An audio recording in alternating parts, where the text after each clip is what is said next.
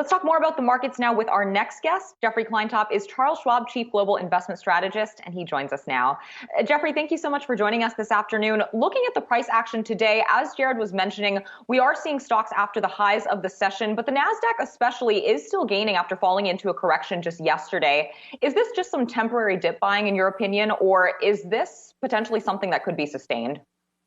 I think there is a rotation going on towards those areas of the market that have been neglected for a long time, not just months, but years. Areas like financials and energy, even healthcare, which is an area that had done a bit better during the pandemic, but really isn't seeing any kind of multiples like it did in the past. I think those areas of the market have more durability here as we look at an environment where earnings growth is slowing, so valuations matter more. And many of these companies can look to generate earnings growth in this environment of rising interest rates and commodity prices, whereas tech is a bit more challenged as goods demand begins to slow.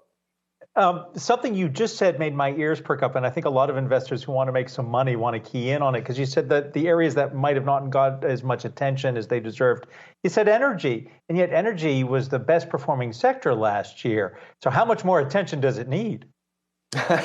Yeah, it certainly got a good bit of attention last year, but it's been left for dead for almost a decade. I think that there's more to go. Energy, of course, the stocks tend to track what happens with the crude price, whether they should or shouldn't, given spreads is a separate issue. But I think they will, and I think those prices will remain elevated. I think as we look to the second half of the year, continued reopening, particularly in areas of Europe and even in China, which is seeing renewed shutdowns, I think will continue to spur demand. At the same time, supply may be constrained to keep up with that. So we continue to see elevated energy prices, and that should continue to keep a floor and even some fire under energy stocks.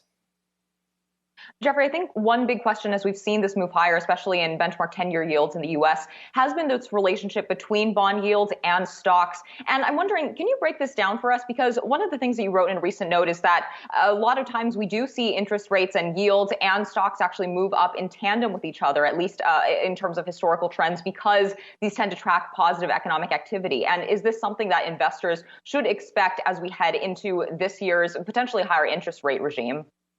Yeah, well said. I think that's right. I think, there's no doubt that bond yields are reacting to a robust economic environment, very strong demand and increasing prices as supply has struggled to meet with that. And that goes along with strong earnings results. And that's in fact what we're seeing. We're not reverting to an environment where rising inflation is sapping strength in corporate profits, as we might have seen in the 70s or even part of the 80s, where we had an inverse relationship between interest rates and stock prices. So I think as long as rates are rising in an environment of still above average global economic growth, and we're still seeing that, I think that can be beneficial for stocks. I think the risk is, do we see inflation get out of control? That continues to push up interest rates to much higher levels at the same time maybe weighing on growth. That doesn't seem to be the case now.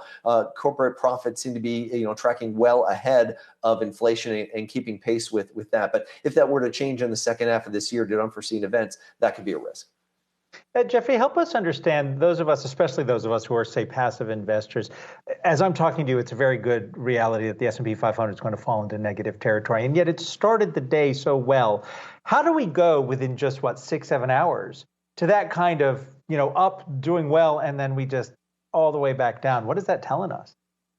Well, I think this is not abnormal to see the kind of volatility as we start to enter a Fed tightening cycle, and at the same time seeing earnings growth begin to decelerate. The return of volatility is going to be a theme this year, and that's why I think you want to focus on stocks that have the benefit of share buybacks. This is not just individual investor demand, but corporate demand as well, helping to support those prices. We saw from 2009 to 2014, the early stages or the first half of the last economic cycle, really the stocks that saw buybacks saw the best performance by a wide margin, doubling the performance of those that didn't. And again, this time, I think that'll be an important factor as individual investors may waver a little bit in this more uncertain environment, but corporate buyers remain strong.